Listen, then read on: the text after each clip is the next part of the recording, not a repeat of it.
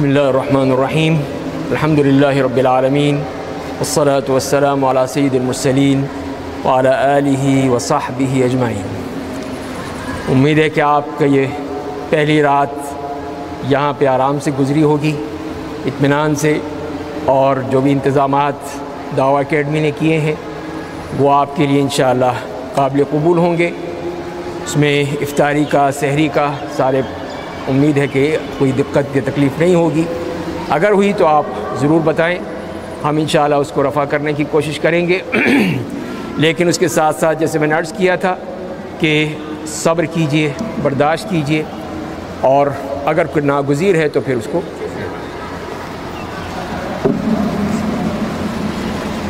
تو بہرحال آج ہم بات کریں گے لیلۃ القدر کے بارے میں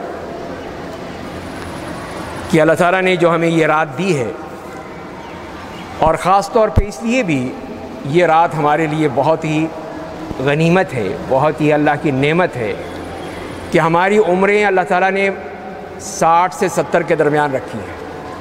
جیسے کہ خود نبی کریم صلی اللہ علیہ وسلم نے بتایا کہ میری امت کی عمریں 60 سے 70 کے درمیان ہیں۔ ایک طرف تو وہ عمریں ہوتی تھی حضرت نوح علیہ السلام کی عمر، جو 950 سال تو صرف ان کی دعوتی زندگی تھی، 950 سال جو قرآن نے بتایا ہے، باقی ان کی عمر کتنی تھی وہ ہم اندازہ نہیں لگا سکتے، تو 1000 سے تو اوپر رہی ہوگی۔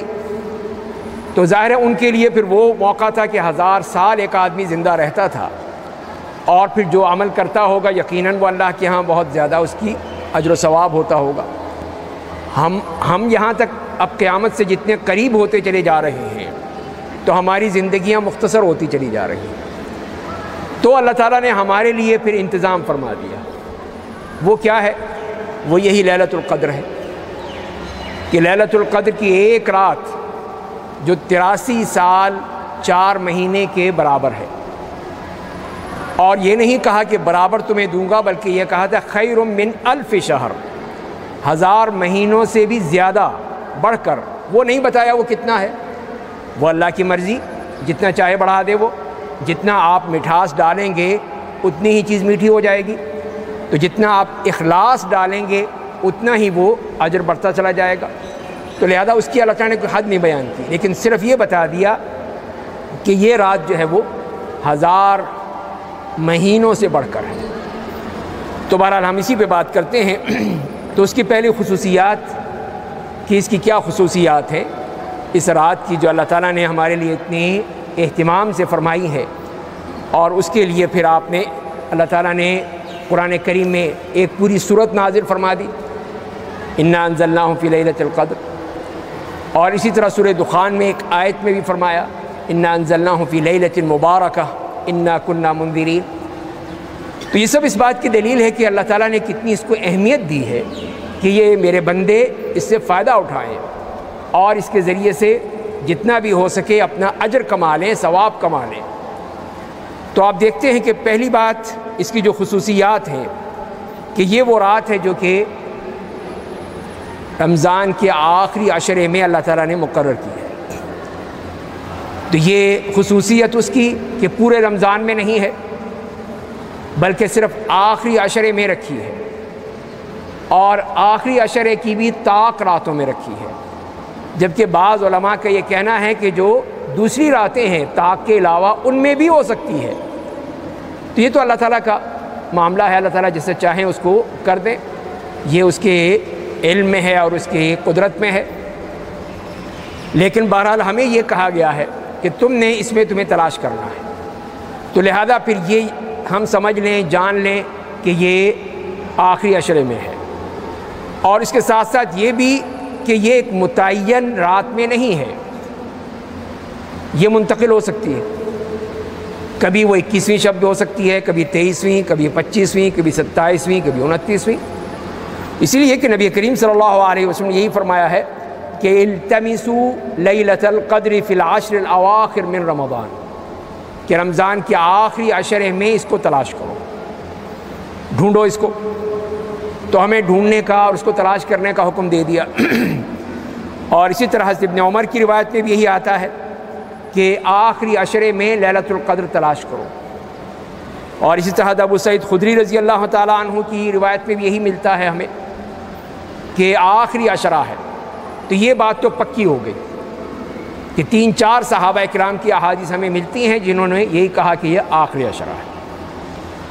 اور دوسری بات جیسے میں نے عرض کی کہ اس میں پھر وہ طاق راتوں میں زیادہ امید ہے کہ طاق راتوں میں ہو، لیکن اس کے ساتھ ساتھ اگر اللہ تعالیٰ چاہیں تو دوسری رات میں بھی کر سکتے ہیں، یہ اس کی قدرت ہے، وہ جیسے چاہے کر دے۔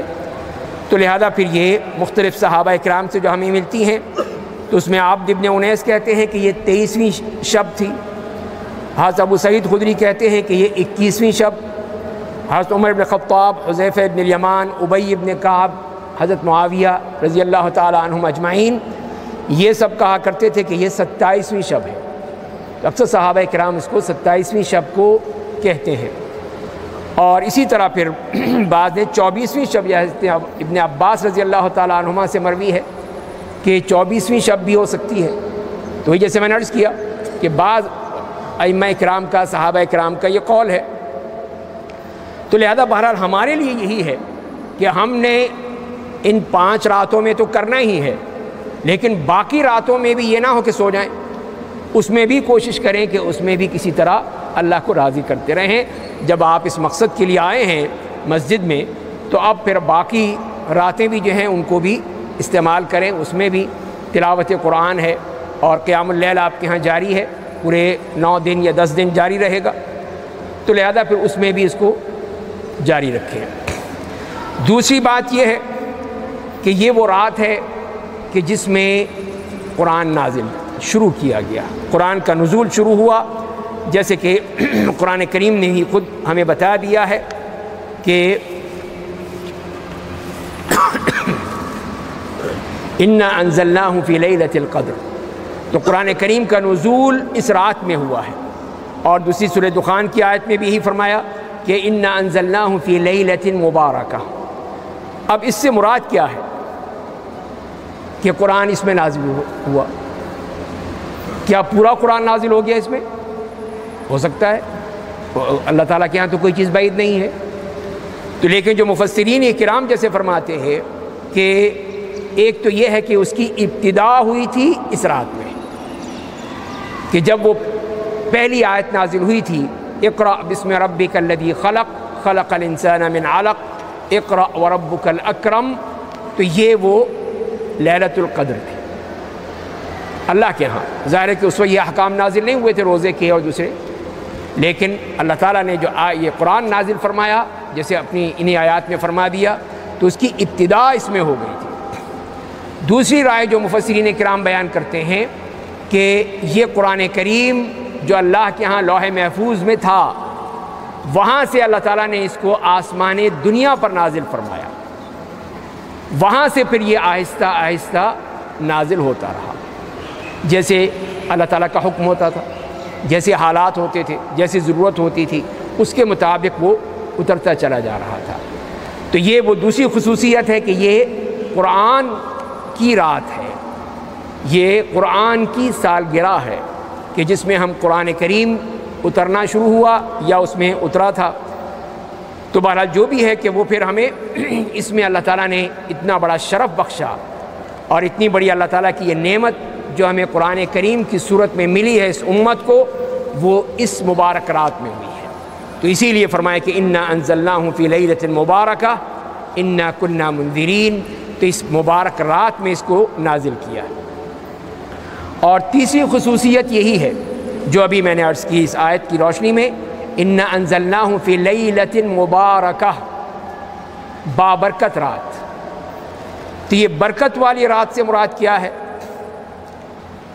تو ایک تو اس میں برکت سے مراد یہ ہے کہ اللہ تعالیٰ اس میں اپنی برکتیں نازل فرماتے ہیں، ہر چیز میں برکت ہو جاتی ہے۔ جو بھی انسان اللہ کے لیے کام کرتا ہے اس میں برکت۔ آپ جیسے یہاں بیٹھے ہوئے ہیں اللہ کی عبادت کے لیے، اللہ تعالیٰ کو یاد کرنے کے لیے، ذکر الہی کے لیے، تو آپ کے کاموں میں برکت، آپ کے اس روزے میں برکت، آپ کی نیند میں برکت، باقی دنوں میں تو آپ اگر نہ سوئیں تو سر میں درد ہونے لگتا ہے، انسان پریشان ہونے لگتا ہے، لیکن یہاں یہ برکت محسوس کریں گے کہ آپ چاہے نہ سوئیں یا کم سوئیں، لیکن اللہ تعالیٰ کی برکت ایسی ہوگی کہ آپ کو محسوس نہیں ہوگا۔ تو یہ آپ محسوس ضرور کریں گے کہ یہ ہے اللہ تعالیٰ کی برکت، کہ اس کی رحمت نازل ہوتی ہے، اس کی برکتیں نازل ہوتی ہیں، اور اس کے ذریعے سے پھر ہم اطمینان و سکون محسوس کرتے ہیں، ہم میں کوئی پریشانی نہیں آتی، کوئی سر درد نہیں ہوتا، کوئی بے چینی نہیں ہوتی، اضطراب نہیں ہوتا، لیکن وہ سکون نازل ہوتا ہے اللہ کی طرف سے وہ برکتوں کی صورت میں، کہ اسی لیے اس کو فرمایا کہ انا انزلناہ فی لیلۃ مبارکہ۔ تو یہ مبارک رات، اور اس میں ایک اور چیز بھی کہ جو بھی آپ نیک کام کریں گے، جو بھی ہو، چاہے عبادت کی صورت میں ہو، چاہے خیرات کی صورت میں ہو، چاہے کسی کی مدد کرنے کی صورت میں ہو، کسی میں بھی ہو، اس میں بھی برکت آ جائے گی، اس میں بھی اللہ تعالیٰ کی طرف سے برکت ہوگی، اور وہ چیز آپ کی پوری طرح بابرکت بن جائے گی۔ تو یہی مقصد ہے کہ جو فرمایا کہ انا انزلناہ فی لیلۃ مبارکہ، اس بابرکت رات میں ہم نے اس کو نازل کیا ہے۔ اس کے بعد اگلے جو خصوصیت آتی ہے، جیسے میں نے ابھی شروع میں عرض کیا کہ اللہ تعالیٰ نے اس رات کو 1000 مہینوں کی عبادت میں، 1000 مہینوں کی برکت کے حوالے سے اس کو زیادہ قرار دیا، جسے فرمایا کہ لیلۃ القدر خیر من 1000 شہر، 1000 مہینے۔ اب 1000 مہینے کیا ہیں؟ تو اس کے ذریعے سے اگر آپ راتوں کو دیکھیں تو وہ 30,000 راتیں بن جاتی ہیں، 30,000 راتیں۔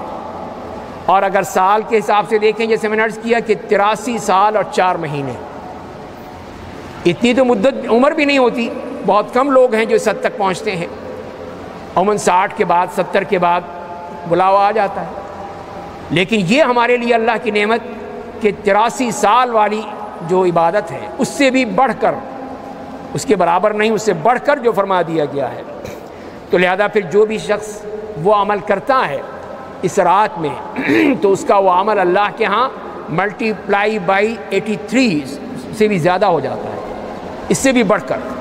یہ نہیں ہے کہ صرف اتنا ہی رہے گا، اس لیے کہ اللہ تعالیٰ تو بڑھاتا ہی چلا جاتا ہے، جیسے کہ وہ حدیث میں آیا ہے کہ اگر تمہارا ایک کھجور کا ٹکڑا بھی ہے تم نے جو اللہ کی راہ میں دی، تو وہ اللہ تعالیٰ اس کو بڑھاتے ہیں، اس کو گروتھ ہوتی ہے، نشو و نما ہوتی ہے، بڑھتا چلا جاتا ہے۔ اور پھر جو فرمایا کہ وہ کہاں پہنچتا ہے؟ جبل احد تک پہنچ جاتا ہے۔ جیسے کہ تم اپنے کسی جانور کے بچے کو پالتے ہو، چھوٹا سا بچہ ہوتا ہے، اور اس کو پھر تم نشو و نما کرتے ہو، پرورش کرتے ہو، کھاتے ہو، پلاتے ہو، کرتے ہو، یہاں تک کہ وہ ایک گھوڑا ہے جیسے، تو شاندار ایک بہترین گھوڑا بن جاتا ہے۔ اسی طرح اللہ تعالیٰ تمہارے صدقے کو بڑھاتے ہیں، وہ صدقہ بڑھتا چلا جاتا ہے یہاں تک کہ جبل احد کے قریب پہنچ جاتا ہے۔ تو یہ ہے اللہ تعالیٰ کی ہمارے لیے نعمتیں کہ ہماری ان چیزوں کو، ہمارے ان نیکیوں کو اللہ تعالیٰ بڑھانے کی کوشش کرتے ہیں کہ وہ بڑھتی چلی جائیں، اتنی بڑھتی چلی جائیں کہ وہ کہاں سے کہاں پہنچ جائیں۔ تو یہ سب اخلاص پہ مبنی ہے، جتنا آپ کے عمل میں اخلاص ہوگا، للہیت ہوگی، اتنا ہی وہ بڑھتا چلا جائے گا، اتنا ہی وہ اجر اللہ تعالیٰ کی طرف سے آپ کے لیے لکھا چلا جائے گا۔ اور پھر جیسے میں نے عرض کیا کہ اس میں یہ فضیلت اور اس کے ساتھ ساتھ یہ بھی ہے کہ جہاں نیک عمل ہیں وہاں پہ دعا کی قبولیت۔ جب اس رات کو اتنی خصوصیت عطا فرمائی تو اس میں پھر وہ دعا کی خصوصیت بھی شامل ہو جاتی ہے کہ اللہ تعالیٰ اس میں دعائیں قبول فرماتے ہیں۔ تو جتنی بھی آپ دعائیں کریں، اپنے لیے کریں، اپنے عزیز و اقارب کے لیے کریں، اپنے بچوں کے لیے کریں، اپنے ملک کے لیے کریں، انشاءاللہ اللہ تعالیٰ قبول فرمائے گا۔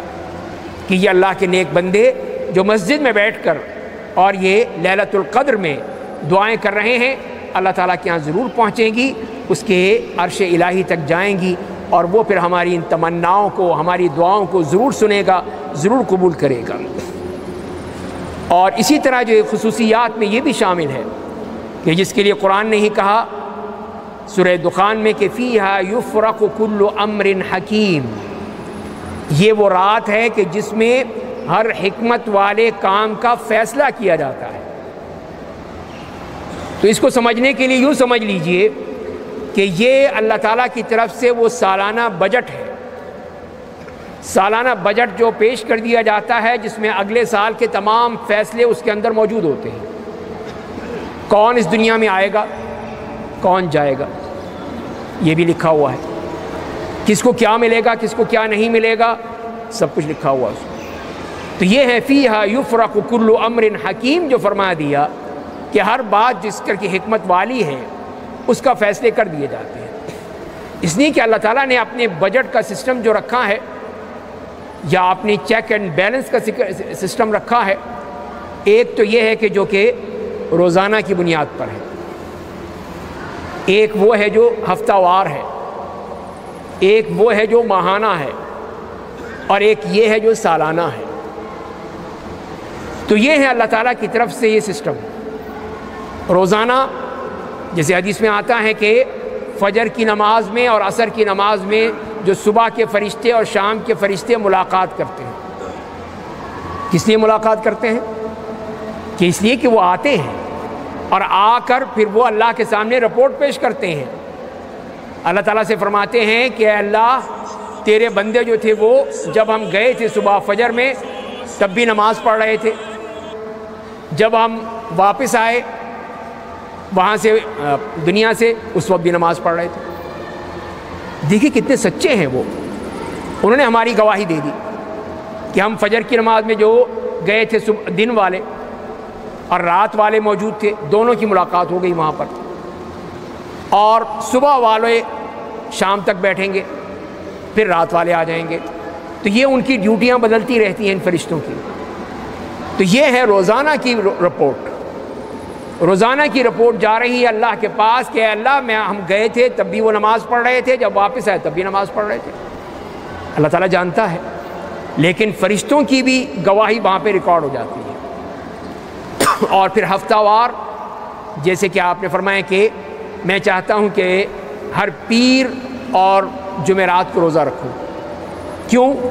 اس لیے کہ ان دونوں دنوں میں اعمال اللہ کے حضور پیش کیے جاتے ہیں، دو دنوں میں، اسی لیے روزہ رکھنے کا کہا گیا کہ نفلی روزہ رکھو پیر اور جمعرات کا۔ تو یہ اس سے معلوم ہوا کہ ہفتے وار بھی رپورٹ جا رہی ہے ہماری، اور اسی طرح پھر وہ ماہانہ بنیادوں پر بھی اسی طرح چلتا ہے کہ جو بیچ کے بسم اللہ الرحمن الرحیم، الحمدللہ رب العالمین، والصلاة والسلام علی سید المرسلین وعلی آلہ وصحبہ اجمعین۔ امید ہے کہ آپ کا یہ پہلی رات یہاں پہ آرام سے گزری ہوگی، اطمینان سے، اور جو بھی انتظامات دعویٰ اکیڈمی نے کیے ہیں وہ آپ کے لیے انشاءاللہ قابل قبول ہوں گے۔ اس میں افطاری کا، سحری کا، سارے امید ہے کہ کوئی دقت یا تکلیف نہیں ہوگی۔ اگر ہوئی تو آپ ضرور بتائیں، ہم انشاءاللہ اس کو رفع کرنے کی کوشش کریں گے۔ لیکن اس کے ساتھ ساتھ جیسے میں نے عرض کیا تھا کہ صبر کیجئے، برداشت کیجئے، اور اگر کوئی ناگزیر ہے تو پھر اس کو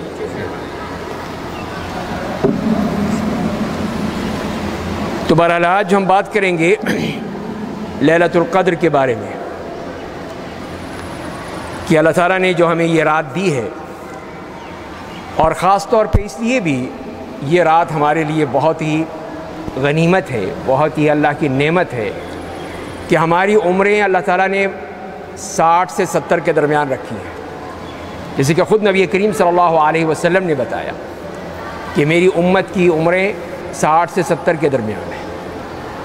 ایک طرف تو وہ عمریں ہوتی تھی حضرت نوح علیہ السلام کی عمر، جو 950 سال تو صرف ان کی دعوتی زندگی تھی، 950 سال جو قرآن نے بتایا ہے، باقی ان کی عمر کتنی تھی وہ ہم اندازہ نہیں لگا سکتے، تو 1000 سے تو اوپر رہی ہوگی۔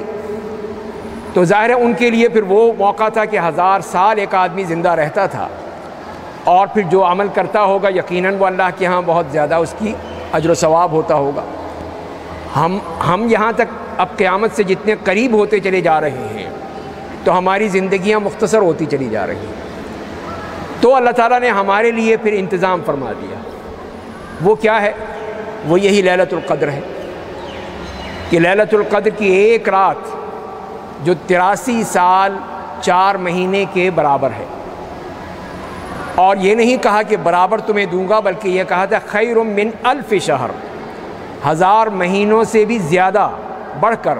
وہ نہیں بتایا وہ کتنا ہے، وہ اللہ کی مرضی، جتنا چاہے بڑھا دے وہ، جتنا آپ مٹھاس ڈالیں گے اتنی ہی چیز میٹھی ہو جائے گی، تو جتنا آپ اخلاص ڈالیں گے اتنا ہی وہ اجر بڑھتا چلا جائے گا۔ تو لہذا اس کی اللہ تعالیٰ نے کوئی حد نہیں بیان کی، لیکن صرف یہ بتا دیا کہ یہ رات جو ہے وہ 1000 مہینوں سے بڑھ کر ہے۔ تو بہرحال ہم اسی پہ بات کرتے ہیں۔ تو اس کی پہلی خصوصیات کہ اس کی کیا خصوصیات ہیں اس رات کی جو اللہ تعالیٰ نے ہمارے لیے اتنی اہتمام سے فرمائی ہے، اور اس کے لیے پھر آپ نے اللہ تعالیٰ نے قرآن کریم میں ایک پوری سورت نازل فرما دی، انا انزلناہ فی لیلۃ القدر، اور اسی طرح سورہ دخان میں ایک آیت میں بھی فرمایا انا انزلناہ فی لیلۃ مبارکہ انا کنا منذرین۔ تو یہ سب اس بات کی دلیل ہے کہ اللہ تعالیٰ نے کتنی اس کو اہمیت دی ہے کہ یہ میرے بندے اس سے فائدہ اٹھائیں اور اس کے ذریعے سے جتنا بھی ہو سکے اپنا اجر کما لیں، ثواب کما لیں۔ تو آپ دیکھتے ہیں کہ پہلی بات اس کی جو خصوصیات ہیں کہ یہ وہ رات ہے جو کہ رمضان کے آخری عشرے میں اللہ تعالیٰ نے مقرر کی ہے۔ تو یہ خصوصیت اس کی کہ پورے رمضان میں نہیں ہے بلکہ صرف آخری عشرے میں رکھی ہے، اور آخری عشرے کی بھی طاق راتوں میں رکھی ہے، جبکہ بعض علماء کا یہ کہنا ہے کہ جو دوسری راتیں ہیں طاق کے علاوہ ان میں بھی ہو سکتی ہے۔ تو یہ تو اللہ تعالیٰ کا معاملہ ہے، اللہ تعالیٰ جسے چاہیں اس کو کر دیں، یہ اس کے علم میں ہے اور اس کی قدرت میں ہے۔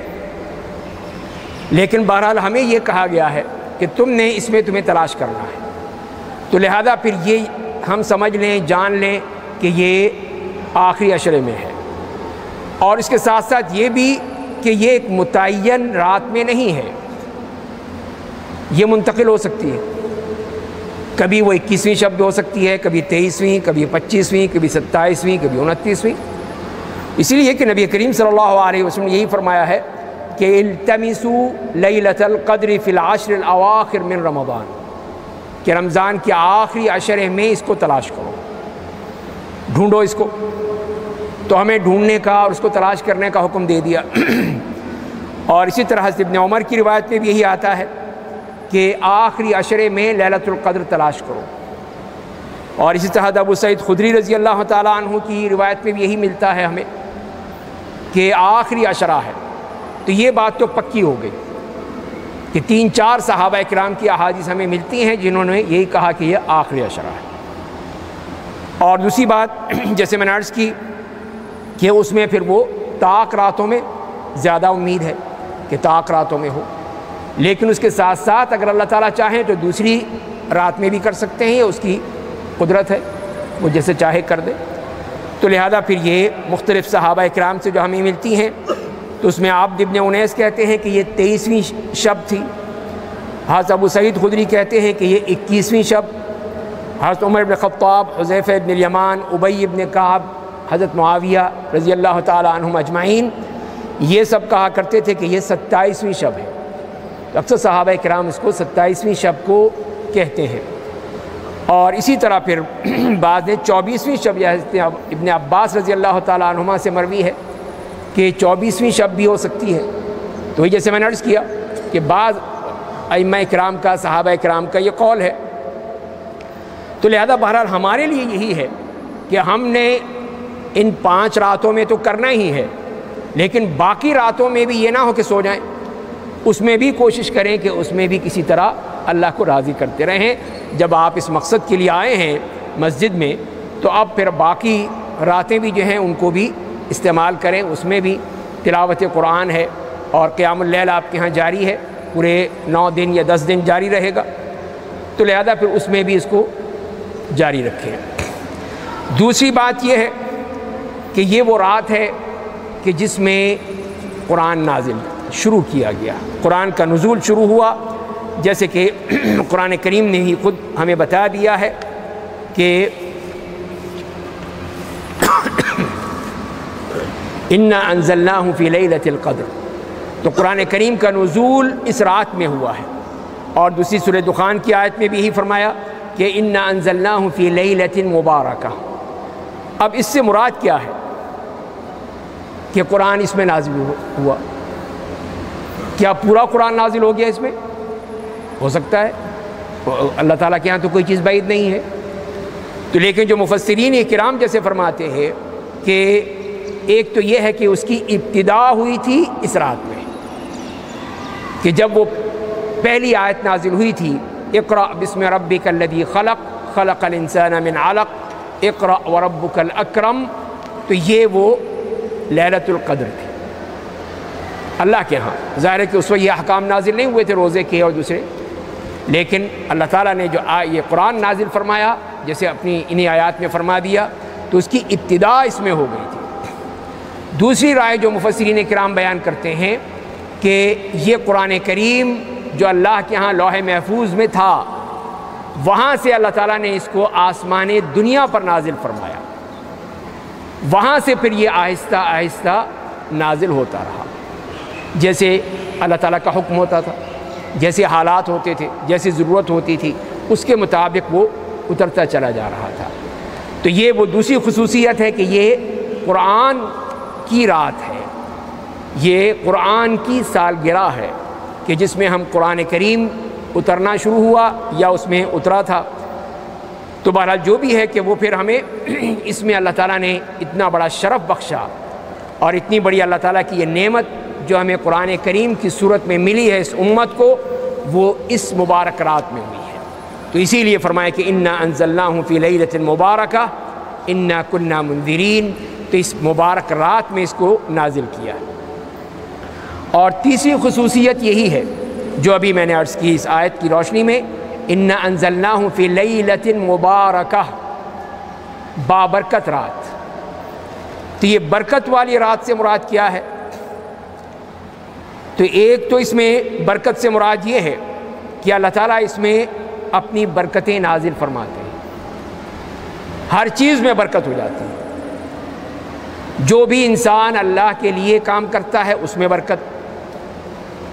آپ جیسے یہاں بیٹھے ہوئے ہیں اللہ کی عبادت کے لیے، اللہ تعالیٰ کو یاد کرنے کے لیے، ذکر الہی کے لیے، تو آپ کے کاموں میں برکت، آپ کے اس روزے میں برکت، آپ کی نیند میں برکت۔ باقی دنوں میں تو آپ اگر نہ سوئیں تو سر میں درد ہونے لگتا ہے، انسان پریشان ہونے لگتا ہے، لیکن یہاں یہ برکت محسوس کریں گے کہ آپ چاہے نہ سوئیں یا کم سوئیں، لیکن اللہ تعالیٰ کی برکت ایسی ہوگی کہ آپ کو محسوس نہیں ہوگا۔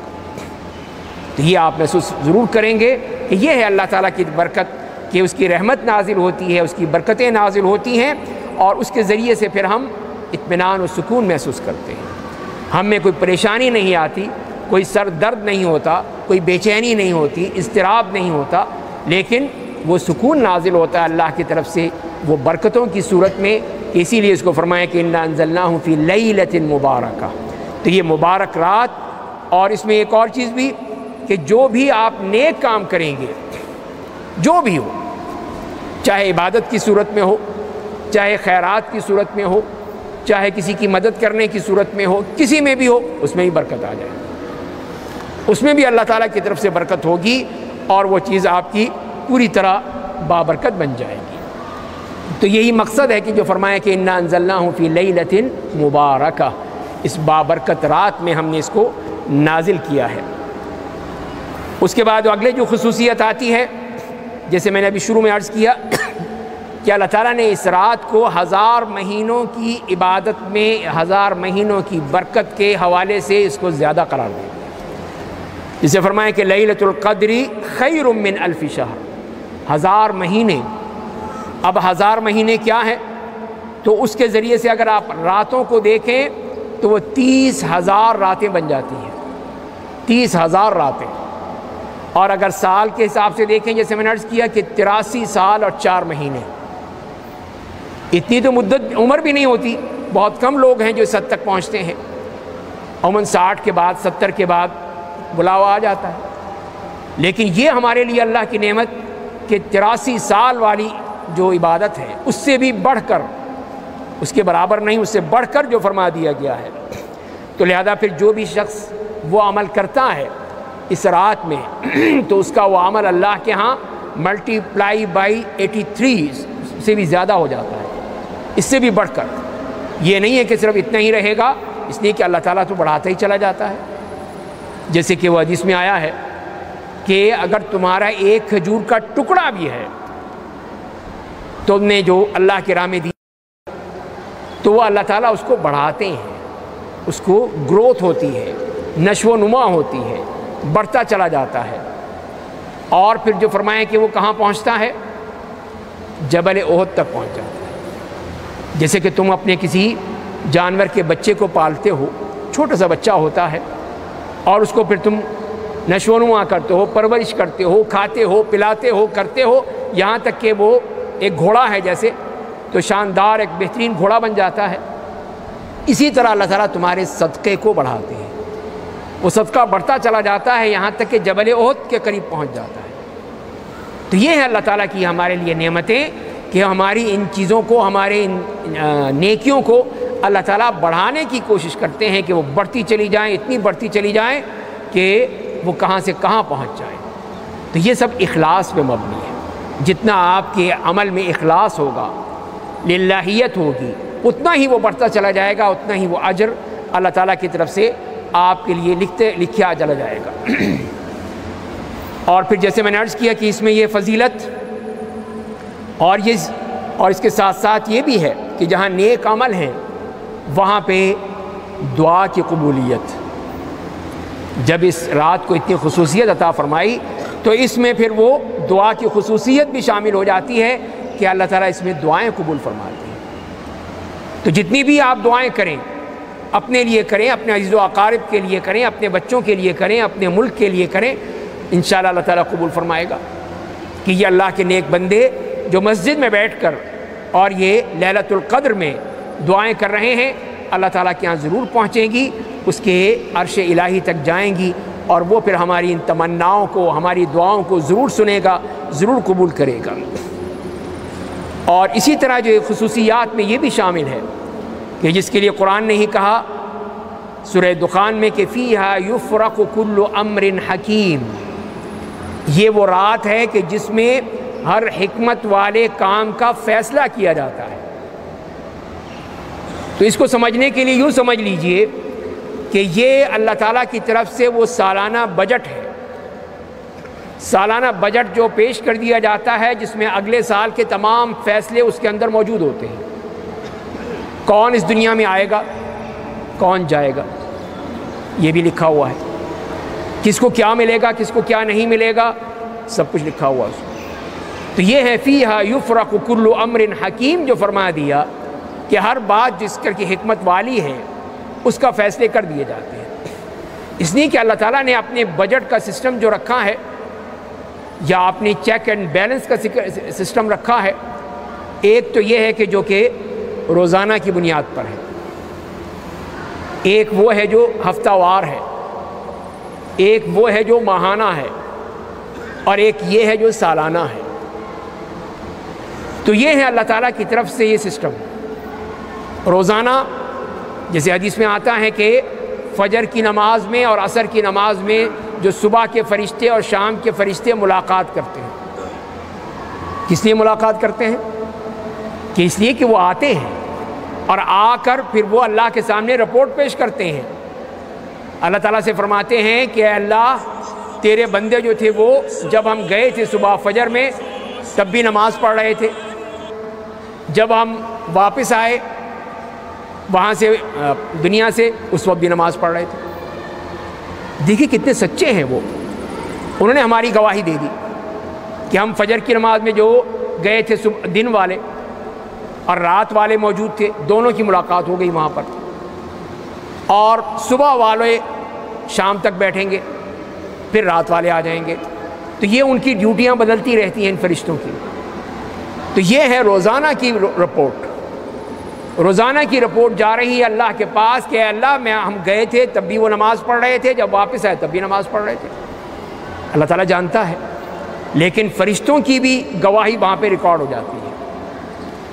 اور پھر ہفتہ وار جیسے کہ آپ نے فرمایا کہ میں چاہتا ہوں کہ ہر پیر اور جمعرات کو روزہ رکھوں۔ کیوں؟ اس لیے کہ ان دونوں دنوں میں اعمال اللہ کے حضور پیش کیے جاتے ہیں، 2 دنوں میں، اسی لیے روزہ رکھنے کا کہا گیا کہ نفلی روزہ رکھو پیر اور جمعرات کا۔ تو یہ اس سے معلوم ہوا کہ ہفتے وار بھی رپورٹ جا رہی ہے ہماری، اور اسی طرح پھر وہ ماہانہ بنیادوں پر بھی اسی طرح چلتا ہے کہ جو بیچ کے 3 دن آتے ہیں جو ایام بیض کہلاتے ہیں، یہ 14 15 16، ان میں بھی تو یہ بھی روزے رکھنے کی وہ ہے، اس میں بھی اللہ تعالیٰ کی طرف سے یہ طرف جاتی ہے یہ رپورٹ۔ پھر سالانہ بنیادوں پر وہ جیسے میں نے عرض کیا کہ 15 شعبان کو بھی بجٹ جاتا ہے، ساری رپورٹ جاتی ہے۔ تو 15 شعبان کو تو ہماری ساری رپورٹ چلی گئی، اب اگلے سال کے فیصلے وہ اس رات میں ہو گئے۔ تو یہ ہے اللہ تعالیٰ کا پورا سسٹم کہ اس نے ہمارے اعمال کے لیے باقاعدہ یہ اکاؤنٹس کھول رکھے ہیں جس میں سارے ہمارے اعمال لکھے جا رہے ہیں، نوٹ ہو رہے ہیں، ریکارڈ ہو رہے ہیں، اور پھر قیامت کے دن وہ صحیفہ اعمال اللہ تعالیٰ دے دے گا کہ یہ لو اقرأ کتابک، اب پڑھ لو، تم خود دیکھ لو۔ یعنی اللہ تعالیٰ کے ہاں تو کوئی مشکل نہیں ہے، آج تو انسان یہ کر رہے ہیں، آپ کا یہ کمپیوٹر ہر چیز ریکارڈ کر رہا ہے، جو آپ نے دیکھا ہے، جو آپ نے ویب سائٹ دیکھی ہیں، ہر چیز وہ آپ کو ریکارڈ کر لیتا ہے۔ تو جب ایک انسان کی بنائی ہوئی مشین یہ کر سکتی ہے تو کیا وہ نہیں کر سکتا؟ تو اللہ کی قدرت یہی ہے کہ اس نے یہ تمام اعمال ہمارے سارے ریکارڈ کر رکھے ہیں۔ تو لہذا پھر یہ رات جیسے میں نے عرض کیا کہ فیہا یفرق کل امر حکیم، کہ اس میں ہر قسم کے اعمال، سارے جتنے بھی اعمال ہیں ہمارے، وہ سب وہ اللہ کے حضور پیش کیے جاتے ہیں، اور اس کے بعد وہ اگلے سال کا بجٹ آ جاتا ہے کہ اب اگلے سال کیا ہونا ہے، کس نے کیا کرنا ہے، کیا نہیں کرنا ہے، ہر چیز جو اس کے اعمال ہے، جو بھی آپ سوچ رہے ہیں وہ سب وہاں پہ لکھا ہوا ہے، اور اسی کے مطابق سب کچھ ہوگا، کوئی چیز اس سے ہٹ کر نہیں ہوگی۔ اور جیسے کہ بعض علماء لکھتے ہیں کہ ایک شخص جو کہ بازار میں چل پھر رہا ہے، لیکن اللہ کے یہاں لکھ دیا گیا ہے کہ بس اس کی موت کا وقت آنے والا ہے، اور جب وقت آ جاتا ہے تو وہ پھر چل دیتا ہے۔ تو لہذا پھر یہ وہ بجٹ ہے، یہ وہ میزانیہ ہے کہ جس میں یہ تمام چیزیں جو ہیں اللہ تعالیٰ کی طرف سے لکھی جا چکی ہیں، اور پھر وہ اپنے وقت پر پھر وہ آئیں گی۔ تو اسی کے ساتھ ساتھ پھر ایک اور خصوصیت وہ یہ ہے کہ جو بھی اس رات میں عبادت کرتا ہے، قیام اللیل کرتا ہے، تلاوت قرآن کرتا ہے، اس کے سارے پچھلے گناہ معاف ہو جاتے ہیں۔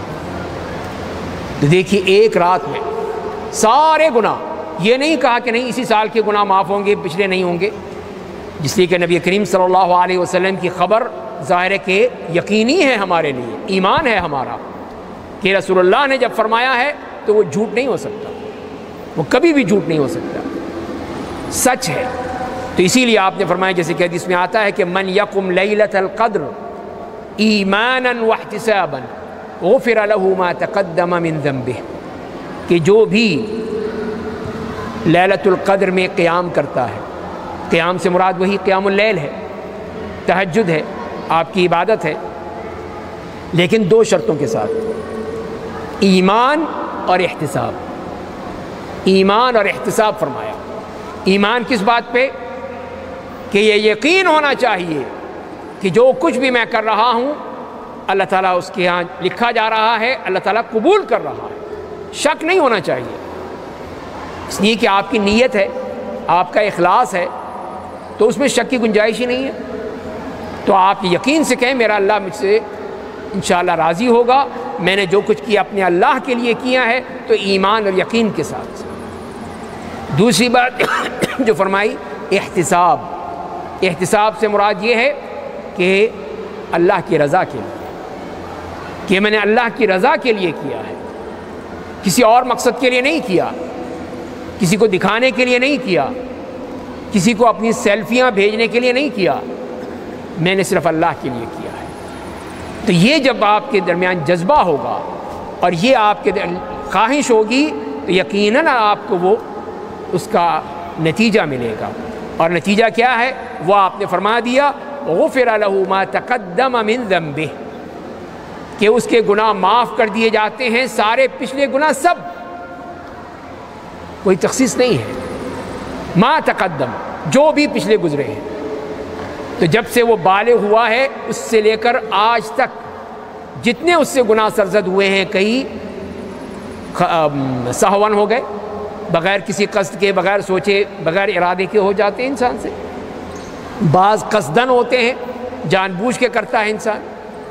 لیکن اللہ کی دیکھیے رحمت ہمارے لیے کتنی ہے کہ وہ اس میں کسی قسم کی کوئی پابندی نہیں لگائی، بلکہ یہ کہہ دیا جو بھی اعمال ہیں سارے معاف، ایک رات کی وجہ سے، یہ ایک رات مل جائے تو سارے گناہ جو ہیں وہ معاف کر دیے جاتے ہیں۔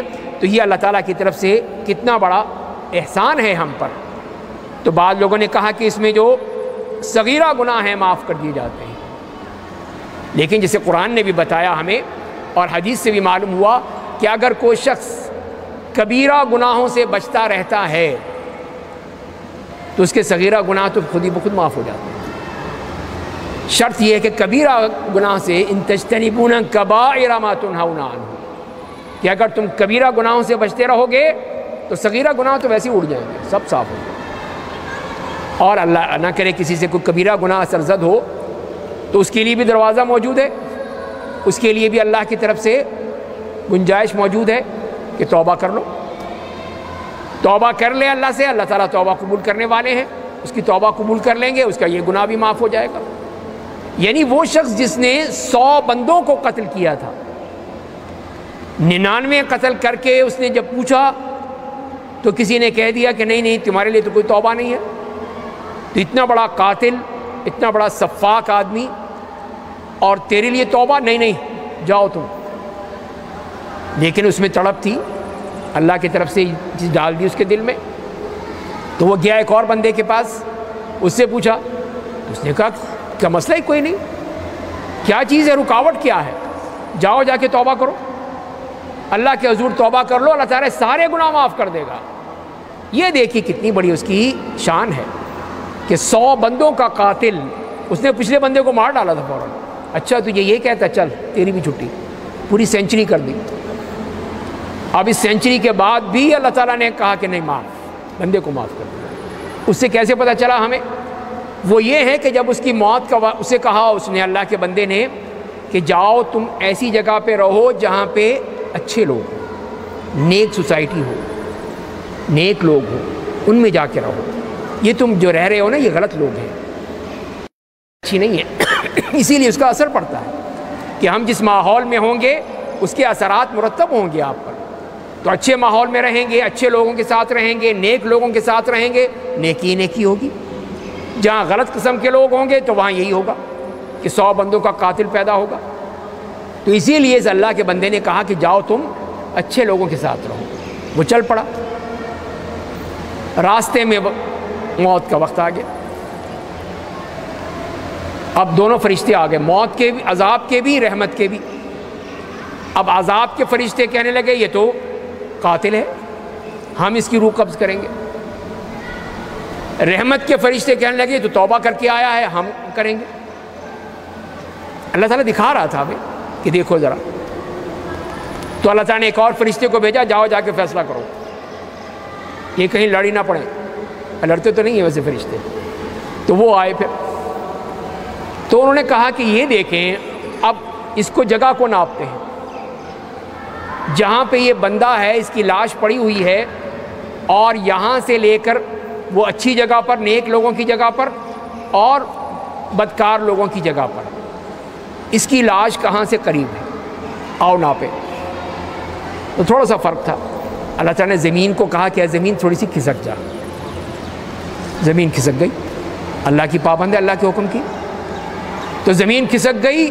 اب جو انہوں نے ناپا دونوں فرشتوں نے ادھر سے، تو صرف ایک بالشت کا فرق تھا، ایک بالشت بھر وہ ادھر قریب تھا نیک لوگوں کی طرف۔ تو رحمت والے فرشتوں نے کہا یہ تو ہمارا بندہ ہے، ہم لے جائیں گے۔ دیکھیں کیسے اللہ تعالیٰ نے اس بندے کی توبہ کو قبول فرما لیا، اس کی توبہ قبول ہو گئی، رحمت کے فرشتے اس کی روح کو لے گئے، اللہ تعالیٰ اس سے راضی ہو گیا۔ تو میرے بھائیو یہ ہے اصل چیز کہ ہم کس طرح اللہ تعالیٰ سے اپنے گناہوں کی توبہ کرتے ہیں۔ اللہ تعالیٰ تو معاف کرے گا ہی، وہ تو رحمت ہی رحمت ہے، اس کے ہاں تو رحمت، اور اس کی رحمت کے بارے میں بھی جیسے اللہ تعالیٰ نے یہ فرمایا کہ میری رحمت کتنی ہے، وسعت کل شیء، ہر چیز پر وہ حاوی ہے، ہر چیز کو اپنے گھیرے میں لیے ہوئے ہے۔ اور آپ نے فرمایا کہ نبی اللہ تعالیٰ کی رحمت کے 100 حصے ہیں، ان 100 حصوں میں سے 1%، صرف 1% اللہ نے زمین میں اتارا ہے، 1% ہے جس میں ہم سب اپنی آپس میں رحمتیں بانٹتے ہیں۔ ایک ماں اپنے بچے پر رحمت کرتی ہے، ایک باپ اپنے بچوں کو مہربانی اور شفقت سے پالتا ہے، حتیٰ کہ ایک جانور بھی اپنا پاؤں اٹھا لیتا ہے کہیں اس کے بچے کو چوٹ نہ لگ جائے۔ یہ سب وہ 1% میں ہو رہا، باقی 99% کہاں گئی؟ فرمایا کہ وہ اس دن کام آئے گی، اس دن کام آئے گی جب ہم سب محتاج ہوں گے اس کی رحمت کی، اس کی رحمت کے محتاج ہوں گے، اس سے مانگ رہے ہوں گے اے اللہ رحم فرما دے، اے اللہ رحم فرما دے۔ اس وقت ہر شخص بے چین ہوگا حشر کے مقام پر، تو اس کی رحمت کام آئے گی۔ ہمارے اعمال تو بعد میں کی بات ہے، اس کی رحمت ہوگی تو جنت میں جائیں گے، اس کی رحمت ہی نہیں ہوگی تو پھر کہاں سے جائیں گے؟ تو یہی فرمایا کہ 99% جو ہے وہ اس نے وہاں کے لیے رکھا۔ یہ دیکھیے اللہ کا کتنا بڑا احسان کہ اس نے صرف 1% جو ہے وہ نیچے اتاری دنیا میں، باقی اپنے پاس رکھ لی کہ یہ میں اپنے بندوں کو دوں گا، یہ جو میرے بندے آئیں گے یہ نیکیاں کما کر آئیں گے، یہ تو ہمارا ایک ٹوکن ہے، اس پہ ہمارا دعویٰ نہیں کر سکتے کہ اللہ میں نے اتنے حج کیے تھے، اتنے اعتکاف کیے تھے، اتنی نمازیں پڑھی تھی تو مجھے تو جنت دے ہی دے، نہیں چلے گا۔ اس لیے نبی کریم صلی اللہ علیہ وسلم نے بھی کہا کہ کوئی شخص بھی ہے جو اپنے اعمال سے جنت پہ نہیں جائے گا۔ تو صحابہ کرام نے پوچھا کہ یا رسول اللہ آپ بھی نہیں جائیں گے؟ کہا میں بھی نہیں جاؤں گا، الا ان یتغمدنی اللہ برحمتہ، سوائے اس کے کہ اللہ تعالیٰ مجھے اپنی رحمت سے ڈھانپ لے۔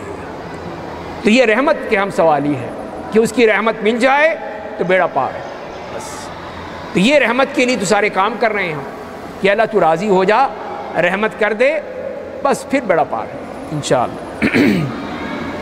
تو لہذا بات یہی ہوئی کہ لیلۃ القدر میں جو قیام کرتا ہے اس کے سارے گناہ معاف ہو جاتے ہیں اللہ کی رحمت سے، اللہ تعالیٰ رحم فرماتا ہے، اس کے سارے گناہ معاف کر دیے جاتے ہیں، پھر وہ بالکل پاک صاف ہو جاتا ہے، پاکیزگی کے ساتھ، صفائی کے ساتھ۔ تو یہ دیکھیے اللہ تعالیٰ کی کتنی بڑی نعمت ہے۔ اور اسی رات کی خصوصیات میں یہ بھی ہے کہ یہ وہ رات ہے کہ جس میں فرشتے اترتے ہیں، تنزل الملائکۃ والروح، کہ جبریل علیہ السلام بھی اور سارے فرشتے، پروٹوکول دیا جا رہا ہے کہ اس رات کے لیے اللہ کی طرف سے تمام فرشتوں کو آرڈر ہو جاتا ہے کہ جاؤ جا کے دیکھو میرے بندے کیا کر رہے ہیں۔ تو سارے فرشتے اترتے ہیں، وہ اسی لیے تاکہ ایک تو وہ برکتیں تقسیم کریں، ساری برکتیں دینے کے لیے، ہر طرح کی رحمتیں دینے کے لیے وہ پھر آتے ہیں اور اپنی اپنی رحمتیں دیتے ہیں جہاں جس کی ڈیوٹی لگ گئی۔ تو یہ سارے فرشتے اسی کام کے لیے آتے ہیں کہ اس میں پھر وہ، تو جیسے کہ جبریل علیہ السلام تشریف لائے تھے غار حرا میں اور وہاں پہ اتنی بڑی رحمت دے کے گئے تھے اس دنیا کے لیے قرآن کریم کی صورت میں، اب وہ آتے ہیں اس رات کو آتے ہیں اور رات میں آ کر رحمتیں تقسیم کرتے ہیں۔ تو یہی ہے تنزل الملائکۃ والروح فیہا باذن ربہم من کل امر۔ تو یہاں پہ اللہ تعالیٰ کی طرف سے پھر یہ انتظام کر دیا جاتا ہے کہ یہ فرشتے جائیں اور جا کر پھر اپنی رحمتیں تقسیم کریں، اللہ کی رحمتیں ان تک پہنچائیں۔ تو یہ کتنی خصوصیت ہے اس رات کی کہ اس میں یہ سب فرشتوں کا نزول ہو رہا ہے۔ اور اسی طرح اسی کی خصوصیات میں یہ بھی ہے کہ یہ کیا ہے، یہ رات سلامتی والی رات ہے، سلام ہی حتی مطلع الفجر، کہ فجر کے طلوع ہونے تک سلامتی ہی سلامتی ہے۔ تو یہ تو دین ہی سلامتی والا ہے، اس میں تو کوئی لڑائی جھگڑا نہیں ہے، اس میں تو کوئی قتل و غارت نہیں ہے، کوئی دہشت گردی نہیں ہے، کسی قسم کا کوئی ظلم و زیادتی نہیں ہے، یہ تو امن و امان کا دین ہے۔ اس میں تو بات ہی ہوتی ہے تو سلامتی سے، آپ اپنے بھائی سے ملتے ہیں تو فوراً کہتے ہیں کہ السلام علیکم، کہ تم پر سلامتی ہو۔ تو یہ تو اتنا اچھا دین ہے، اتنا خوبصورت دین ہے، سلامتی کا دین۔ تو اسی لیے فرمایا کہ یہ رات بھی سلامتی والی رات ہے، سلام ہی حتی مطلع الفجر، کہ یہ وہ سلامتی اس کے اندر جو ہے، اور سلام جو کہہ دیا کہ اس میں السلام نہیں کہا تو نکرہ کہا جاتا ہے۔ عربی میں جو نکرہ ہے اس سے مراد یہ ہوتی ہے کہ اس کی تعظیم، اس میں مبالغہ ہے، کہ یہ بہت ہی عظیم رات ہے جس میں سلامتی ہی سلامتی ہے۔ ہر شخص کے لیے جو بھی اس رات میں ہوتا ہے اس کے لیے پھر سلامتی ہوتی ہے۔ اور سلامتی کس بات سے؟ ہر قسم کے شر سے، ہر قسم کی تکلیفوں سے، اذیتوں سے، مشقتوں سے، ہر چیز سے سلامتی۔ تو جب اللہ نے فرما دیا کہ سلام، تو پھر سلام ہی سلام ہے، سلامتی ہی سلامتی ہے، اس میں کسی قسم کی کوئی آپ کے لیے تنگی نہیں ہوگی۔ لیکن وہ یہ ہے کہ ہم مانگنے والے بن جائیں، ہم اللہ کے ساتھ کچھ رابطہ رکھنے والے بن جائیں، تو پھر دیکھیے اللہ تعالیٰ کی طرف سے کیسی سلامتی آتی ہے۔ تو پھر اللہ تعالیٰ کی طرف سے یہ تمام چیزیں ہیں جس میں بتایا گیا کہ اس سلام میں مغفرت بھی ہے، ثواب بھی ہے، دعاؤں کی قبولیت بھی ہے، اور ہر طرح کی سلامتی ہی سلامتی ہے انسان کے لیے۔ تو یہ رات پھر وہ سلامتی والی رات بن جاتی ہے۔ تو اب یہ دیکھیے، یہ تو خصوصیات میں نے عرض کی جو ہمیں قرآن اور حدیث سے ملی ہیں، اس لیے یہ سب باتیں تو اللہ کی باتیں ہیں، غیبی باتیں ہیں، یہ کوئی ہم اپنے طرف سے تو کر نہیں سکتے۔ تو لہذا جو چیز ہمیں قرآن سے ملی، جو حدیث سے ملی، وہی ہمارے لیے اصل دلیل ہے، وہی اصل ہمارے لیے اصل ثبوت ہے کہ ہم نے قرآن سے پڑھا ہے اور حدیث سے پڑھا ہے، وہ آپ کے سامنے پیش کر دیا ہے۔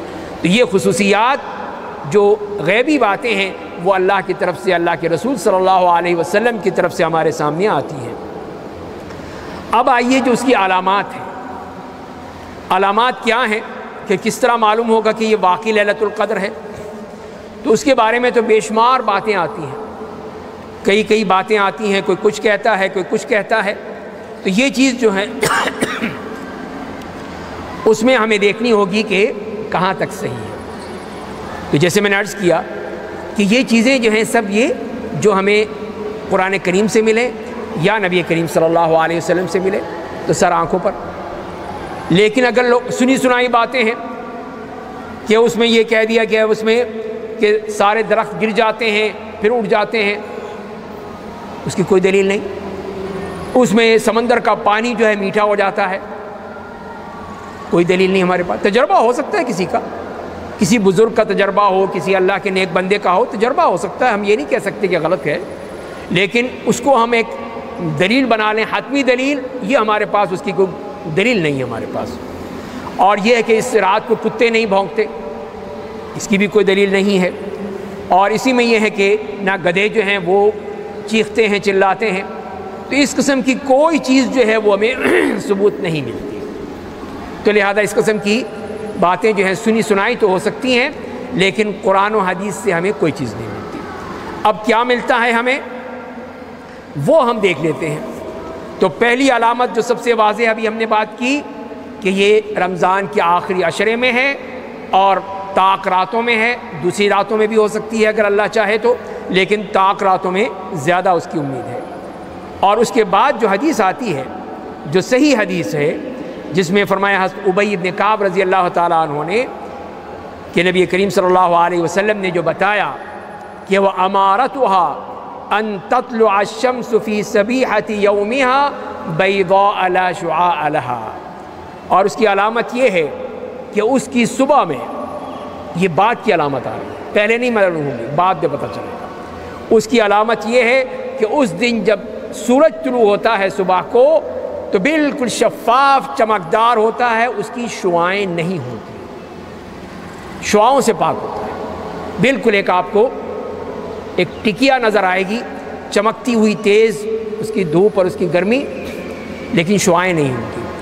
تو یہ ہے جو صادق و مصدوق نے بتائی ہے، وہ ہمارے سر آنکھوں پر، اس کو ہم مانتے ہیں کہ وہ اگر کوئی دیکھتا ہے صبح کو اٹھ کے سورج کو دیکھتے ہوئے کہ بغیر شعاعوں کو ہیں، تو پھر اس کو سمجھ لینا چاہیے کہ پچھلی رات جو گزری ہے وہ لیلۃ القدر تھی۔ تو یہ ہمیں دیکھ لیجئے کہ یہ میں نے جیسے عرض کیا کہ یہ وہ ہمیں حدیث سے، اور جو صحیح حدیث ہے، اتھینٹک ہے، کوئی اس میں ہمیں شک نہیں ہے. تو لہذا یہ بات تو یہ علامت ثابت ہو گئی.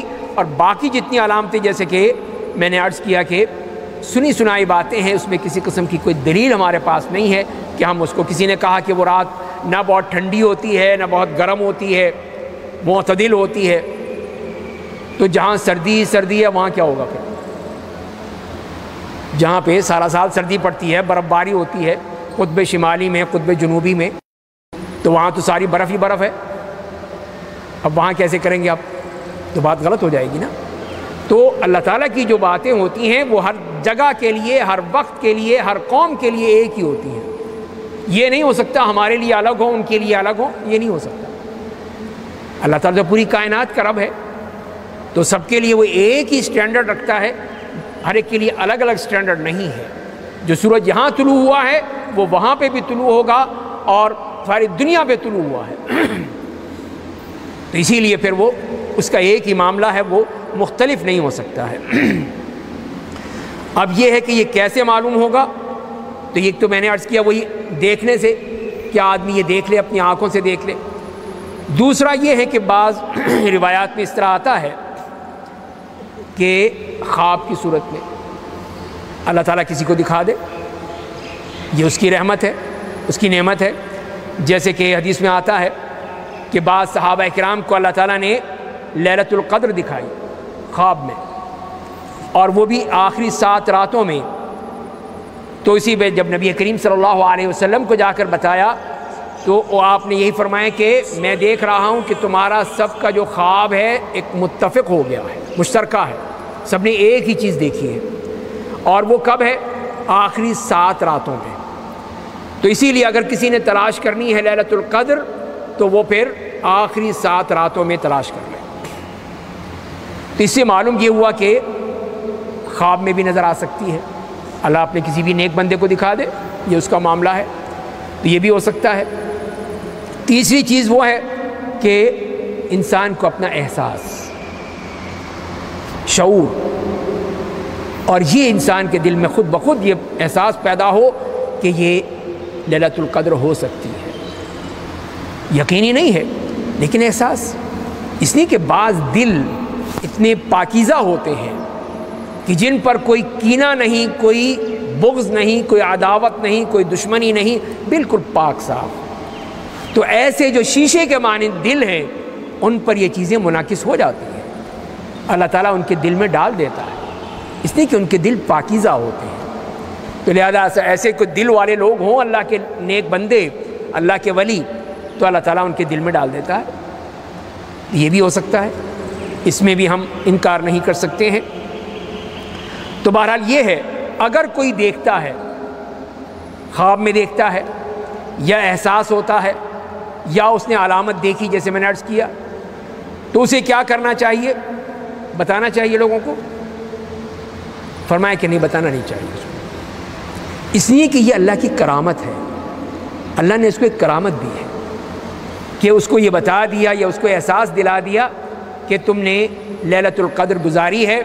تو یہ جو احساس پیدا ہوا تو یہ اللہ تعالیٰ کی طرف ہوتی ہے. تو لہذا پھر اللہ کا شکر ادا کرنا چاہیے، اس کو اشتہار نہیں دینا چاہیے کہ دیکھو میں بڑی کرامتوں والا ہوں، آ جاؤ میرے پاس، میں یہ دے دوں گا، میں وہ دے دوں. نہیں، اللہ کے نیک بندے بتاتے نہیں ہیں کسی کو، جو بھی اپنے دل میں رکھتے ہیں. تو اللہ نے آپ کو یہ کرامت دی، اللہ اس کو آپ کو دے سکتا. آپ سب اللہ کے ولی ہیں. یہی نہیں کہ اللہ کے ولی کے سر پہ سینگ ہوتے ہیں، نہیں، جو بھی اللہ کے نیک بندے سب اللہ کے ولی ہیں. تو اللہ تعالیٰ جس کو چاہے دکھا دے. اور دوسری بات یہ ہے کہ اس میں پھر ریاکاری نہ آ جائے، اپنی خود پسندی نہ آ جائے کہ دیکھو میں کتنا اونچا بندہ ہوں، کہاں پہنچا ہوا بندہ ہوں کہ اللہ نے مجھے بتا دیا، مجھے دکھا دیا، مجھے خواب میں نظر آ گیا. تو اس سے ریاکاری ہو جاتی ہے. تو اللہ کے بندے ریاکاری سے بچتے ہیں، دکھاوا نہیں کرتے، دکھاتے نہیں لوگوں کو یہ دیکھو یہ دیکھو میں نے یہ کیا میں نے وہ کیا. اور آج کل یہ جو مصیبت ہے اس فتنے کی کہ اپنی جو فوٹو بھیج رہے ہیں جی، ہاں جی عمرہ کر رہے ہیں، ہم طواف کر رہے ہیں، حج میں جا رہے ہیں تو حج کر رہے ہیں کہ حج میں ہم وہاں پہنچے ہیں وہاں پہنچے. یہ تم کیا کر رہے ہو اللہ کے بندے؟ سارا عمل برباد کر دیا. اللہ کے ہاں کیا بھیجا تم نے؟ یہ فوٹو بھیج رہے ہو. تو یہی ہے کہ اللہ کے نیک بندے ہمیشہ ریاکاری سے بچتے تھے، دکھاوے سے بچتے تھے کہ کسی کو پتہ ہی نہ چلے. اسی لیے اس کا مقام کتنا اونچا ہے ایسے شخص کا کہ جس کو فرمایا کہ وہ عرش الہی کے سائے میں ہوگا قیامت کے دن. کہ جو شخص جب صدقہ کرتا ہے تو اپنے دائیں ہاتھ سے صدقہ کرتا ہے، بائیں ہاتھ کو نہیں پتہ چلتا کہ کیا کیا اس نے. یہ ہے ان کا معاملہ اللہ کے نیک بندوں کا. اس طرح وہ کرتے. تو یہ عبادت بھی یہ اللہ کے لیے ہے، لوگوں کے لیے نہیں ہے. یہ لوگ جو ہیں کہ اس میں وہ سامنے کھڑے ہو جائیں ٹی وی کے کیمرے کے سامنے کہ فوٹو آئے گی، سب لوگ دیکھیں گے ہاں جی فلاں صاحب کھڑے ہوئے ہیں پہلی صف میں. تو یہ ریاکاری ہے، دکھاوا ہے. اللہ تعالیٰ ہمیں محفوظ رکھے، اپنے عمل کو خالص اللہ کے لیے کرنے کی توفیق عطا فرمائے. اور تیسری بات یہ ہے کہ اس میں پھر لوگ یہ ہیں کہ پتہ چل گیا جی، اب مثال کے طور پر کہ کل جو رات گزری تھی 21ویں شب، یہ ہمیں پتہ چل گیا کہیں سے کہ یہ لیلۃ القدر تھی. اب باقی ایام کیا ہوں گے؟ چھوڑو یار تو ہو گئی، اب کیا ملے گا؟ تو یہ نقصان ہے. پھر آدمی یہی سوچے گا لیلۃ القدر تو گزر چکی، اب کیا کرنا ہے؟ اب آرام سے سو جاؤ، لمحے پہ جاؤ. تو پھر سارا مقصد تو ختم ہو گیا نا. اللہ تعالیٰ کا مقصد ہی یہی تھا کہ وہ ہمیں عبادت گزار بنانا چاہتا ہے، اپنے سامنے جھکا ہوا دیکھنا چاہتا ہے، اپنی اس جبین نیاز کو زمین پر رگڑنے کے لیے چاہتا ہے. اسی لیے اللہ تعالیٰ خوش ہوتا ہے کہ دیکھو یہ میرے بندے. اور یہی جیسے کہ عید کے دن، حج کے موقع پر اللہ تعالیٰ فرشتوں سے کہتا ہے فرشتوں دیکھو یہ ہے میرے بندے. تم کہتے تھے نا کہ یہ خون بہائے گا، یہ فساد کرے گا، نہیں دیکھو یہ دیکھو تم کیا کہہ رہے تھے اور میرے بندے کیا کر رہے ہیں. شیطان بھی اتنا ذلیل ہوتا ہے اس دن، خاص طور پہ حج کے موقع پر، ان موقعوں پر، کہ جب وہ دیکھتا ہے کہ یہ اللہ کے بندے یہ سب مجھے چھوڑ کے سارے یہاں آ گئے، کوئی میری پٹی پہ نہیں پڑا، کوئی میرے ساتھ نہیں چلا. تو لہذا یہ موقع ہی ایسا ہوتا ہے کہ شیطان کو بھی ذلت ہوتی ہے، رسوائی ہوتی ہے، اور اللہ تعالیٰ بھی فخر محسوس کرتے ہیں یہ دیکھو میرے بندے. اور پھر فرشتوں کو کہتے گواہ رہو، تم کہتے تھے نا یہ تو قتل و غارت کرے گا، نہیں یہ میرے بندے ہیں. اللہ تعالیٰ فخر کرتے ہیں ان کے اوپر، جیسے حج کے بارے میں خاص طور پہ آیا. اور ان مواقع پر جہاں پہ یہ اب پورے ملک میں دیکھیے ہزاروں لاکھوں بندے جو ہیں وہ مسجدوں میں بیٹھے ہیں، تو اللہ تعالیٰ کتنا خوش ہوگا، ان سے راضی ہوگا کہ یہ دیکھو میرے بندے سب کچھ چھوڑ کر میرے لیے مسجد میں آ کے بیٹھے ہوئے ہیں. اور اس کے بعد یہ بھی ہے کہ انسان پھر اس لحاظ سے اگر اس کو پتہ چل جائے اور پھر لوگ کسی کو کہ اچھا اس کو تو پتہ چل گیا، خام خواہ کا حسد پیدا ہوتا ہے. حسد ہے، کینہ ہے، اس قسم کی باتیں ہوتی ہیں. تو لہذا پھر یہی ہے کہ انسان اس میں چھپا کر رکھے. جو بھی اللہ تعالیٰ سے دعا کرے کہ اس کو اللہ تعالیٰ نے کتنی بڑی وہ ایک سعادت دے دی ہے، اس سعادت کے ذریعے سے وہ اب اس میں ہم نے کیا کرنا ہے.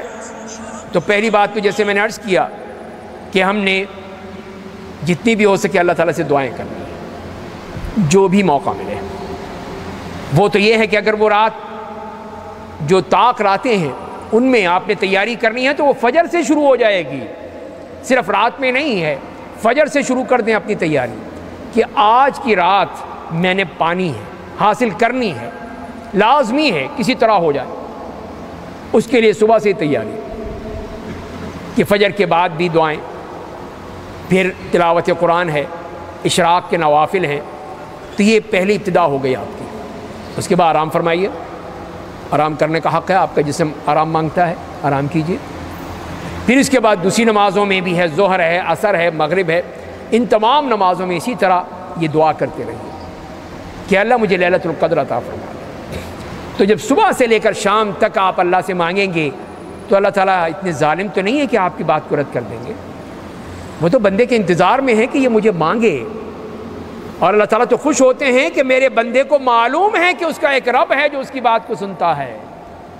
وہ اس بات پہ خوش ہوتا ہے کہ اس بندے کو پتہ ہے، اسی لیے بھاگا بھاگا میرے پاس آتا ہے، کسی اور کے پاس نہیں جاتا بلکہ میرے پاس آتا ہے بھاگ کر، مجھ سے مانگتا ہے، میرے سامنے جھولیاں پھیلاتا ہے. میرے سامنے آنسو بہاتا ہے، میرے سامنے ہاتھ پھیلاتا ہے، میرے سامنے اپنی پیشانی رگڑتا ہے، تو اللہ تعالیٰ کتنا خوش ہوتے ہیں۔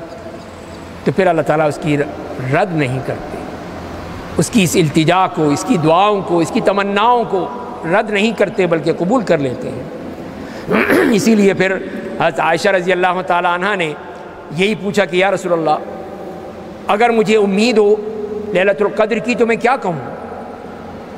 تو فرمایا کہ یہ دعا کیا کرو، اللہم انک عفو تحب العفو فاعف عنی، کہ اے اللہ تو مجھے معاف کر دے، اس لیے کہ تو معافی پسند کرتا ہے، تیری پسندیدہ چیز یہی ہے، تو مجھے بھی معاف کر دے، تیرا کیا جاتا ہے، تیرے خزانے میں تو کوئی کمی نہیں آئے گی۔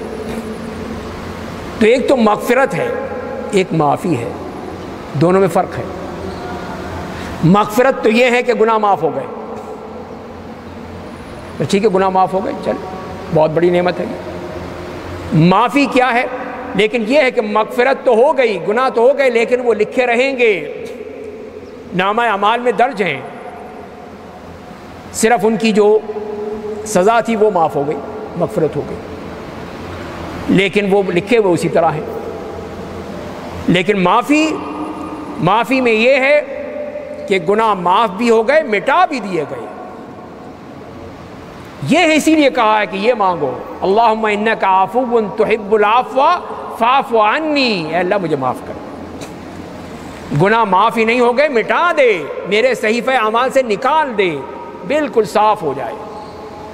اسی لیے یہ دعا سکھائی، یہ نہیں کہا کہ یہ کہا اللہم اغفر لی، اس لیے کہ اس میں تو بات پوری نہیں ہوئی، جیسے میں نے عرض کیا کہ اس میں وہ لکھے ہوئے تو رہیں گے، لیکن یہاں اس سے بھی بڑھ کر ہے عفو میں، جو اللہ تعالیٰ کو بہت پسند ہے کہ اس صورت میں صاف سب کچھ معاف ہو گیا، مٹا دیا گیا۔ تو یہ مٹانے کا جو معاملہ ہے یہ بہت بڑی نعمت ہے، بہت بڑی سعادت ہے انسان کی کہ اس کے نامہ اعمال سے وہ چیزیں بالکل مٹ جائیں۔ تو ایک تو یہ ہے کہ اس طرح ہمیں کہا گیا عفو و مغفرت کے ذریعے سے، اور دوسری بات پھر یہ ہے کہ قیام اللیل، قرآن کریم کی تلاوت کو سننا، تو الحمدللہ یہ آپ کو یہ نعمت حاصل ہے، اور تمام مساجد میں یہ چیزیں ہوتی ہیں۔ تو جہاں نہ بھی ہو آدمی خود انفرادی پڑھ لے، جہاں اجتماعی ہے اس میں اجتماعی طور پر پڑھ لے، تو جہاں پہ جو مل جائے۔ تو اسی لیے پھر وہ اس میں آدمی کو کوشش کرے کہ یہ قیام اللیل کے ذریعے سے، اس کے ذریعے سے اس کو حاصل کرنے کی کوشش کرے۔ اور تیسری چیز وہی ہے کہ اس کو تلاش کرنے کی کہ کس طرح کون سی رات ہو سکتی ہے، کس طرح ہو سکتی ہے، اور اس میں وہ لگا رہے۔ اور یہ قیام اللیل بھی جو ہے جس کے بارے میں تو اس کے بارے میں بھی جیسے حدیث میں آتا ہے کہ جو شخص قیام اللیل میں امام کے ساتھ نماز پوری مکمل ہے، آخری سلام تک اس کے لیے پوری رات کا قیام لکھ دیا جاتا ہے۔ دیکھیے آپ نے تو 2-3 گھنٹے ہی پڑھی نا، 11 بجے سے 2:30 بجے تک ہی پڑھی تھی، لیکن اللہ تعالیٰ نے پوری رات کا قیام لکھ دیا آپ کو کہ سارے بندے اس میں قیام اللیل میں کھڑے رہے، وہاں قرآن سنتے رہے۔ تو اللہ تعالیٰ کی طرف سے کتنا بڑا انعام مل گیا کہ آپ کی پوری رات لکھ دی گئی، کہ صرف اتنا ہی نہیں پوری رات لکھ دو ان کے لیے۔ تو یہ اللہ تعالیٰ کے لیے ہے۔ اور پھر اسی طرح پھر یہ بھی ہے کہ جس کے بھی اس میں یہ لیلۃ القدر کا معاملہ آ جائے، چاہے اس کی علامات ملیں یا نہ ملیں، آپ نے اس کو کوشش کرنی ہے۔ یہ تو ایک ویسے بتا دیا گیا علامت کے طور پر، لیکن اصل چیز تو اللہ کے ہاں ہے کہ وہاں تو آپ کو پتہ چل گیا کہ یہ بندہ وہاں پہ موجود تھا، چاہے اپنے گھر میں تھا، چاہے مسجد میں تھا، چاہے کہیں پہ بھی تھا، لیکن یہ میری عبادت کر رہا تھا، تو نوٹ ہو گئی، بس بات ختم ہو گئی۔ تو لہذا ہم نے تو کوشش کرنی ہے، ہمارا کام کوشش کرنا ہے، محنت کرنا ہے، اور اپنی پوری تگ و دو کرنی ہے، باقی دینا تو اس نے ہے، اس کا کام ہے۔ تو یہ ہم کوشش کریں گے کہ کسی طرح وہ ہمیں مل جائے، اور اسی طرح ہم اس کو پوری طرح حاصل کر لیں۔ تو اللہ تعالیٰ نے یہی فرمایا ہے کہ من کان یرید حرث الآخرہ نزد لہ فی حرثہ، جو آخرت کی کھیتی چاہتا ہے، آخرت کی فصل چاہتا ہے، ہم اس کی فصل میں اضافہ کر دیتے ہیں۔ یہ اللہ کا وعدہ ہے کہ ہم اور دے دیتے ہیں اس کو، اس لیے کہ وہ آخرت کی کھیتی چاہ رہا ہے۔ آپ حضرات جو یہاں پر تشریف لائے ہیں، یہاں آپ کو دنیا نہیں مل رہی کچھ بھی، یہاں صرف آخرت کے لیے آئے ہیں۔ اس لیے فرمایا من کان یرید حرث الآخرہ، آخرت کی کھیتی چاہتا ہے، آخرت کی فصل کمانا چاہتا ہے، اس کو ہم اور دے دیں گے، نزد لہ فی حرثہ۔ اور دوسرا کون ہے؟ ومن کان یرید حرث الدنیا نؤتہ منہا، اور جو دنیا کی فصل چاہتا ہے اس کو بھی دیں گے ہم، انکار نہیں کیا، نہیں اس کو بھی دیں گے، لیکن نقصان کیا ہوگا؟ فرمایا کہ وما لہ فی الآخرۃ من نصیب، لیکن آخرت میں کچھ نہیں ملے گا۔ یہ نہیں ہو سکتا دونوں مزے مل جائیں۔ جو دنیا کو آخرت کے لیے کر دیتا ہے اس کو تو دونوں مل جائیں گی، دنیا بھی مل گئی، آخرت بھی مل گئی۔ لیکن یہ صرف دنیا چاہ رہا ہے کہ دنیا کی دولت، دنیا کا بینک بیلنس، دنیا کی یہ بلڈنگیں، یہ پلازے، یہ مکانات، یہ پلاٹس، اس کے پیچھے بھاگتا ہے، تو اللہ کہے گا ٹھیک ہے لے لو، اللہ کو تو کوئی مسئلہ نہیں ہو، دنیا اس کے ہاں تو کچھ بھی نہیں ہے، جتنی مرضی لے لو تم، تو دنیا ہی ملے گی، پھر آخرت نہیں ملے گی۔ تو لہذا پھر ہمارا جو اصل مقصد ہے جس کے لیے ہم آئے ہیں، اس مسجد میں آ کر بیٹھے ہیں، تو وہ یہی ہے کہ لیلۃ القدر پانی ہے، کہ یہ اتنا بڑا اونچا مقصد یہ ہمیں مل جائے، اللہ ہم سے خوش ہو جائے گا۔ دوسری بات، اللہ تعالیٰ ہمارے گناہوں کو معاف کر دے گا، ہمارے گناہ معاف ہو جائیں گے۔ تیسری بات کہ اللہ تعالیٰ ہماری بقیہ زندگی میں برکتیں ہی برکتیں ڈال دے گا۔ تو یہ ہے اللہ تعالیٰ کی طرف سے انعام کہ جو اللہ نے اپنے بندوں کے دیا ہے، اور اس امت والوں کو دیا ہے کہ اس امت محمدیہ کی عمریں بہت چھوٹی ہیں، تو اللہ نے کتنا بڑا انعام کر دیا کہ 1000 مہینوں کی عبادت ایک رات میں ہی ان کی عطا کر دی۔ اللہ تعالیٰ ہم سب کو اس کی توفیق عطا فرمائے، اور اس میں جتنی بھی ہم محنت کر سکتے ہیں، جتنی بھی تگ و دو کر سکتے ہیں، اللہ تعالیٰ ہمیں اس کی توفیق عطا فرمائے، اور جتنا بھی ہم حاصل کر سکتے ہیں اللہ ہمیں عطا کر دے۔ اے اللہ، ہم تیرے ناتواں بندے ہیں، کمزور بندے ہیں، ہم سے کوتاہیاں بھی ہوتی ہیں، تو اے اللہ تو اپنی رحمت کے ذریعے سے ہمیں نواز دے، ہمیں دے دے۔ اس کے ہاں کوئی کمی نہیں ہے، اس کے خزانوں میں کوئی کمی نہیں ہے۔ ہم تو مانگنے والے نہیں بنتے، ایک دفعہ مانگنے والے بن جائیں پھر دیکھیے وہ کتنا دیتا ہے۔ تو اے اللہ ہمیں مانگنے والا بنا دے، دنیا والوں کے سامنے نہیں، اللہ کے سامنے۔ وہ کہتا ہے مجھ سے مانگو، ادعونی استجب لکم، مانگو مجھ سے، میں قبول کروں گا، دوں گا تمہیں۔ ہم جاتے ہیں لوگوں دنیا والوں کے پاس، تو اللہ سے مانگنے والے بن جائیں تو دیکھیے اللہ تعالیٰ کیا کچھ دیتا ہے۔ اللہ تعالیٰ مجھے بھی اور آپ کو بھی توفیق عطا فرمائے کہ ہم صحیح معنی میں اپنے رب کو راضی کر سکیں، اس سے کچھ مانگ سکیں، اس سے کچھ حاصل کر سکیں، اور لیلۃ القدر ہمیں مل جائے، اس سے بڑھ کر کوئی دولت نہیں ہوگی۔ وآخر دعوانا ان الحمد للہ رب العالمین۔